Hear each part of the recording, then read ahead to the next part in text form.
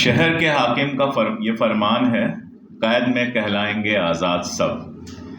तो जावेद अख्तर साहब ने कोई 20 साल पहले या 25 साल पहले जब ये शेर लिखा होगा तो उस समय ही उनको हालात ऐसे लग रहे होंगे कि उन्होंने ये लिखा कि कैद में कहलाएंगे आज़ाद सब। आज पता नहीं अगर दोबारा इस शेर को लिखेंगे या कहेंगे तो कैसे कहेंगे, ये सोच पाना भी मुश्किल है। यूएपीए के कानूनी मसलों पर जानकार लोगों ने जब, प्रशांत भूषण जी हैं तो हम लोग उसके कानूनी मसलों पे क्या बोल सकते हैं, मैं कानून का जानकार भी नहीं हूं, लेकिन एक बात मैं जानता हूं, इतिहास मैंने पढ़ा है थोड़ा बहुत और इतिहास में ही थोड़ी बहुत गति है मेरी। एक बात मैं जानता हूं कि कड़े कानूनों से अपराध पर कभी कोई रोक नहीं लगी है। कानून जितने कड़े होते गए हैं अपराध और बढ़ते गए हैं। आप किसी भी कानून को उठा के देख लीजिए, जैसे मसलन आपको बहुत कम जानकारी भी अगर मेरी तरह कानून की है तो भी आप जानते हैं अब नए वाले बीएनएस में क्या धारा बन गई है वो तो याद होते होते याद होगी, लेकिन 302 हम सब लोग जानते हैं। जिन्होंने फिल्में देखी होंगी बॉलीवुड की उनको भी पता है कि 302 में सजाए मौत होती है। लेकिन क्या उसके चलते इस देश में हत्या होनी रुक गई? क्या इस देश में मर्डर रुक गए 302 की वजह से? अब सजाए मौत से बड़ी सजा तो कोई हो ही नहीं सकती है, एक्सट्रीम है वो तो। बहुत सारे देशों में हमारे जैसे बहुत सारे लोग सजाए मौत की मुखालफत करते हैं कि नहीं, सजाए मौत होनी ही नहीं चाहिए। जन्म देना या जान लेना ऊपर वाले का हक है, किसी और को यह हक नहीं है कि जान ले सके। बहुत सारे लोग ये लॉजिक देते हैं, लेकिन उससे किसी भी तरह से आपने ये देखा कि सजाए मौत से किसी भी तरह से खत्म नहीं हो सका वो अपराध। दुनिया के बहुत सारे देश हैं जहां सजाए मौत नहीं है, आप देखेंगे वहां अपराध कम है। इसके साथ आप देख लीजिए, निर्भया कांड होता है, निर्भया कांड के बाद कानून को बहुत कड़ा कर दिया जाता है। हर मिनिस्टर आकर यही भाषण देता है कि हम कड़े कानून बनाएंगे। कानून कड़े होते जाते हैं, अपराध बड़े होते जाते हैं, लगातार अपराध बढ़ते चले जाते हैं, ये हमने लगातार देखा है। तो ये लॉजिक ही समझ में नहीं आता है कि और कड़ा कानून कभी कोई मीसा लेके आएगा, कभी कोई यूएपीए लेके आएगा, और ये किसी एक सरकार की बात नहीं है, किसी एक सरकार में हो सकता है ये अचानक बहुत बढ़ गया हो, वरना हर सरकार ये चाहती है कि हमारे हाथ में कुछ ऐसे कानून हो कि हम अपने खिलाफ बोलने वालों की आवाज बंद कर सकें, किसी में थोड़ा ज्यादा, किसी में थोड़ा कम। तानाशाहों के इतिहास पर अभी मैंने एक किताब पूरी की है, हो सकता है अगले महीने तक मार्केट में आ जाए। दुनिया भर के जो तानाशाह अब तक हुए हैं, मैंने कोशिश की है उनकी जिंदगी की पड़ताल करने की। सबने ऐसे ही कानून बनाए, बोलने पर रोक लगा दी, सबको बहाने मिल गए, संसद में आग लग गई और हिटलर ने उसके बाद सारे के सारे कानून रद्द करके बोलने पर रोक लगा दिया, अभिव्यक्ति की आजादी जिसको हम कहते हैं उस पर रोक लगा दिया, मीटिंग करने पर रोक लगा दिया, भाषण देने पर रोक लगा दिया, सब कुछ कर दिया। मकसद क्या था? मकसद किसी अपराध को रोकना नहीं था, मकसद सिर्फ इतना था कि मेरी सत्ता बनी रहे और मेरे खिलाफ कोई एक लफ्ज न बोल सके। जो बात बार बार यहां से कही जा रही है, जब आप 5 साल जेल में रह जाते हैं प्रोसेस में ही, और 5 साल तो अभी तक हुए हैं, आगे कितने होंगे हम नहीं जानते हैं। जब 5 साल, 7 साल, 8 साल आप प्रोसेस में जेल में रह जाते हैं, चाहे कोई भी हो, आपसे मान लीजिए कोई अपराध हुआ नहीं हुआ, कोर्ट बैठी है, पुलिस बैठी है ये तय करने के लिए कि आपने अपराध किया कि नहीं किया। अगर कोई अपराधी है उसको सजा दीजिए, कोई अपराधी नहीं है उसको रिहा कीजिए। यही तो, इसीलिए तो कानून है, इसीलिए तो प्रोसेस है। अब एक आदमी को आपने गिरफ्तार किया ये कह के कि इसने कोई गलत हरकत की है, इसने कुछ ऐसा किया है जिसके चलते इसको जेल में होना चाहिए। 5 साल तक ट्रायल शुरू नहीं होता है। 5 साल सोचिएगा, जो बच्चा पैदा नहीं हुआ होगा वो अपने पैरों पर चलने लगेगा, बोलने लगेगा, कैरियर पूरी तरह से तबाह हो जाता है, आदमी का जिंदगी तबाह हो जाती है। मैं जानता हूं बहुत सारे ऐसे लोगों को जिनके परिवार वाले हर महीने मिलने आते थे, 15 दिन पे मिलने आते थे, फिर 2 महीना हुआ, फिर 3 महीना हुआ, उनको भी अपनी जिंदगी चलानी होती है, उनको भी तमाम सारी मुश्किलात झेलनी होती हैं, मुकदमे का पूरा प्रोसेस देखना होता है। आदमी दुनिया से कटता चला जाता है। इस 5 साल तक आप यही तय नहीं कर पाए कि यह बंदा गुनहगार है कि नहीं है, लेकिन किए या अनकिए गुनाह की सजा वो झेल रहा है। जेल में है ना, जेल में होना अपने आप में सजा है। मैं एक मिडिल क्लास फैमिली में पैदा हुआ हूं और मैं जानता हूं कि मिडिल क्लास परिवारों में जेल का जिक्र, अदालत का जिक्र, पुलिस का जिक्र सिहरन भर देता है। कोई शरीफ आदमी नहीं चाहता है कि उसके दरवाजे पर पुलिस आए, कोई शरीफ आदमी नहीं चाहता है कि वो अदालत में जाए और वहां पर मुकदमा लड़े जब तक बहुत जरूरी ना हो जाए। और यहां आप पीएचडी कर रहे आदमी को, जो आदमी पीएचडी कर रहा है, ऐसे आदमी को जो विदेश से अपनी नौकरी छोड़कर यहां पर आया है, या ऐसे आदमी को जो समाज सेवा कर रहा है, ऐसे लोगों को उठाकर आप जेल में डाल देते हो और 5 साल तक कोई प्रोसेस नहीं चलता है। मैं नहीं जानता कानून, लेकिन ऐसे ही सिर्फ इस एग्जांपल से मैं कह सकता हूं कि यह जुल्म है, यह नाइंसाफी है, यह इंसाफ नहीं हो सकता।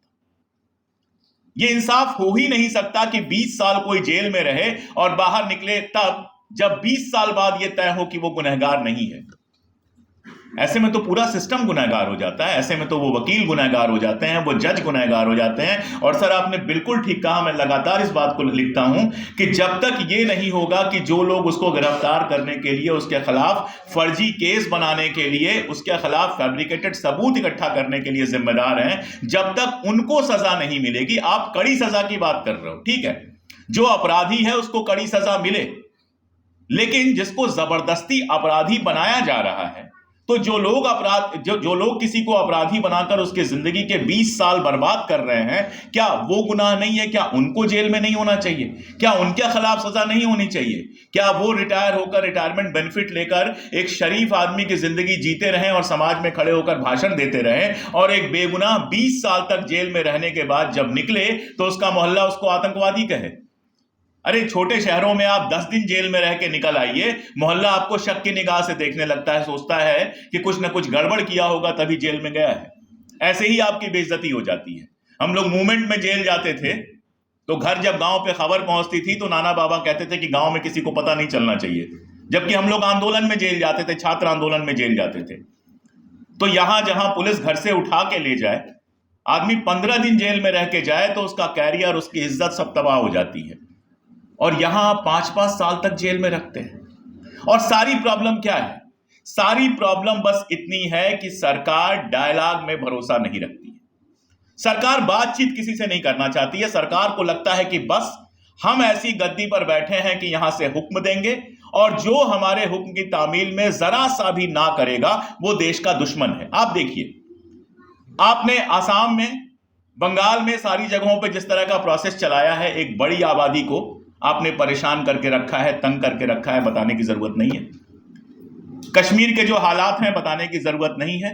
लद्दाख जो हमेशा से बहुत पीसफुल रहा था, देशभक्त जिस तरह से परिभाषित किए जाते हैं, लद्दाख से ज्यादा देशभक्ति आपको कहीं नहीं दिखती। लद्दाख में भी आपने जो लद्दाख का एक तरह से आप कह सकते हैं सिंबल था, उसको आपने गिरफ्तार कर लिया, सोनम वांगचुक को। सरदारों को आपने खालिस्तानी साबित कर दिया।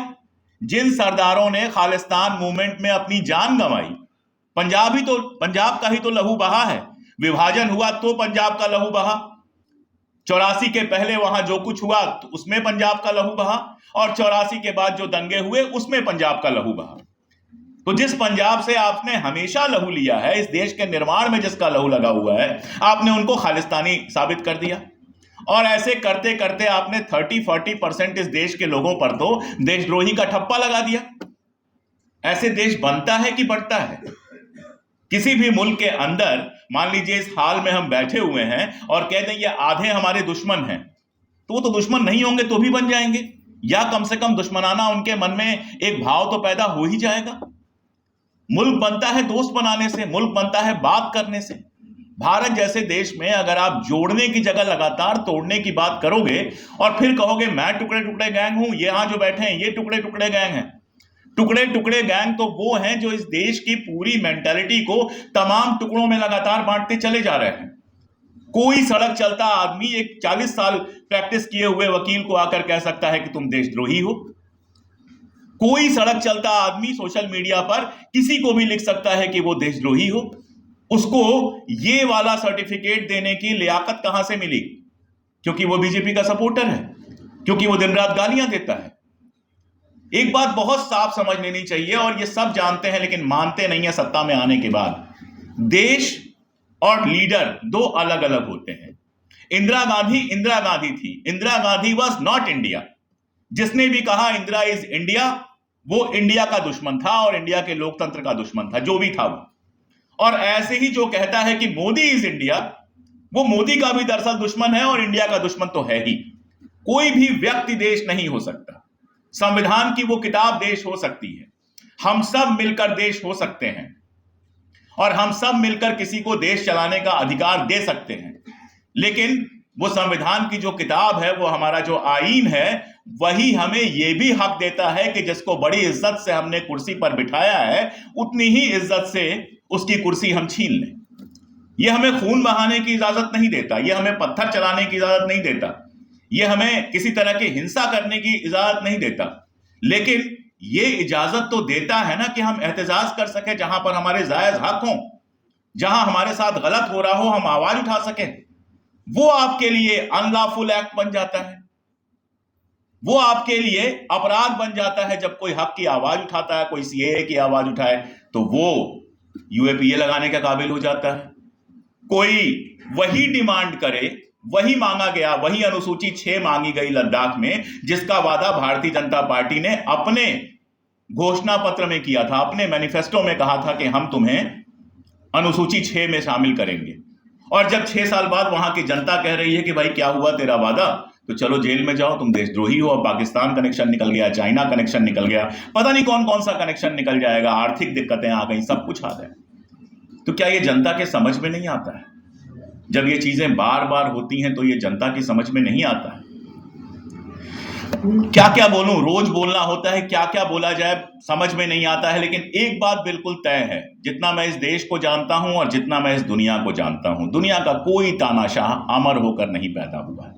जैसे मैं पैदा हुआ, जैसे आप पैदा हुए, जैसे हम दाल रोटी खाते हैं, थोड़ी महंगी थोड़ी सस्ती, वो भी खाता है और एक दिन उसको भी जाना होता है, कुर्सी से भी जाना होता है और दुनिया से भी जाना होता है। ये हर इंसान के लिए बना हुआ है, कोई नई चीज नहीं है। याद उस बात को किया जाता है जो उस कुर्सी पर बैठकर कोई करता है। और वो एक शेर है ना कि वो एक शख्स जो तुमसे पहले यहां तख्त नशी था, उसे भी अपने खुदा होने का इतना ही यकीन था। कुर्सियां कब चली जाती हैं? एक रशियन कहावत है कि बरसों बरस कुछ नहीं बदलता और रातों रात सब कुछ बदल जाता है। तो चीजें कब कैसे बदल जाती हैं, दुनिया का इतिहास बताता है कि 4 दिन पहले तक हिटलर को लगता था कि कुछ ना कुछ ऐसा हो जाएगा कि हम रशिया को जीत जाएंगे। इतिहास बताता है कि दुनिया के हर तानाशाह को लगता था कि बस अब हम हैं तो हम हैं। जियाउल हक को लगता था कि एक प्राइम मिनिस्टर को हमने फांसी पर चढ़वा दिया, बाकी पूरे पाकिस्तान को कब्जे में कर लिया, अब हमारा क्या हो सकता है। किसको मालूम था कि उनको भी एक दिन गद्दी से जाना है। सवाल बस इतना है कि इस देश की डेमोक्रेसी जो आइडिया ऑफ इंडिया इतने लंबे बलिदानों के बाद स्थापित की गई, बनाई गई, और जिसके चलते 70 साल तक मैं कभी नहीं कहता सब भाई भाई थे, सब भाई भाई कैसे हो सकते हैं, आपस में लड़ते भिड़ते थोड़ी बदमाशियां करते ये देश चल रहा था। बस इतना सबको भरोसा था कि कानून सबके लिए बराबर है, इतना सबको भरोसा था कि अदालत में जाएंगे तो न्याय मिलेगा। ऐसा नहीं है कि तब भी सबको न्याय मिल रहा था, लेकिन चलो 100 में से 80 को न्याय मिल रहा था तो मान लिया जाता है न्याय मिल रहा है।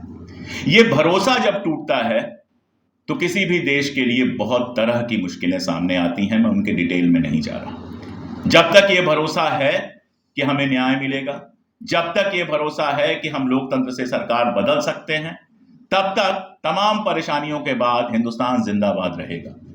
लेकिन जिस दिन ये भरोसा टूटेगा, ये हिंदुस्तान के संविधान के लिए और हिंदुस्तान के लिए बेहद खतरनाक होगा। इसलिए बहुत जरूरी है जो लोग कानून के पदों पर बैठे हुए हैं, जो लोग सत्ता के पदों पर बैठे हुए हों, 2 बातें समझें। पहली बात तो ये कि कोई कुर्सी ऊपर से लेके आया नहीं था और कोई कुर्सी ऊपर लेके जाएगा नहीं। जो कुर्सी है एक काम के लिए, एक वक्त के लिए उनको मिली है, आज नहीं तो कल वो कुर्सी खाली करनी है। और दूसरी बात कि वो नहीं बड़े हैं, देश बड़ा है। रहा सवाल हमारे जैसे लोगों का, तो बोलते बोलते मुझे ताज भोपाली का एक शेर और याद आ गया, वो भी सुन लीजिए।